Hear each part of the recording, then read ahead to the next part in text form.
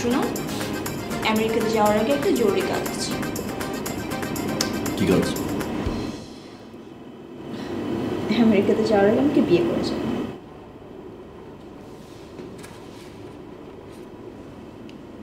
বিয়ে করতে আসলো? এরকম তো কোনো কথা ছিল না। জীবনে অনেক কথাই থাকে না, কিন্তু সিচুয়েশন ডিমান্ড করে। যেমন এখন সিচুয়েশন ডিমান্ড করছে আমাদের বিয়েটা হয়ে যাক, আমার ফ্যামিলিও সেটা চায়।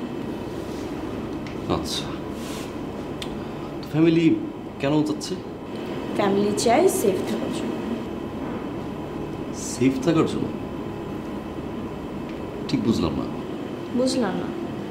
আমেরিকাতে যাবা, সুন্দর সুন্দর সাদা সাদা মেয়ে দেখবা, কখন কাকে ভালো লেগেছে ঠিক আছে, যদি বিয়ে করে ফেলো তখন আমার ভালোবাসা কি হবে? তাহলে তোমার আমাকে নিয়ে এই ধারণা? আমার ভাইয়া বলছে তুমি নাকি একটা ফটকা। কি মানে, যখন চাকরি ছিল না তখন আমি ছিলাম বেকার, অযোগ্য। আর এখন জব হয়ে গেছে আর আমি ফটকা? তো ভালো, আমি তো ফটকা। তো তোমার ভাই ফটকা ছেলের সাথে তোমাকে বিয়ে দিতে চায়, তাই তো? গুড।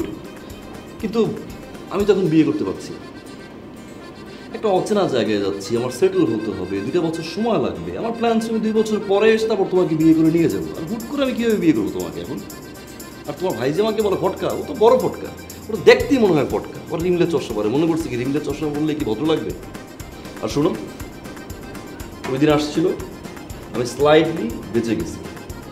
কারণ আমি যদি এখানে কথা বাড়াতাম, সে কথা বাড়াতো, তর্ক করতো, খারাপ ব্যবহার হতো, একটা সময় বাজেটটা সিনক্রেট হয়ে যেত। এটা তুমি ঠিক বলছো, আমার ভাই একটু ফটকা, কিন্তু আমি যেটা বলছি সেটাই। আমার ফ্যামিলি তোমার ফ্যামিলির সাথে মিট করতে চাই। ওকে, ভালোবাসার পরীক্ষা দিতে হবেই তো।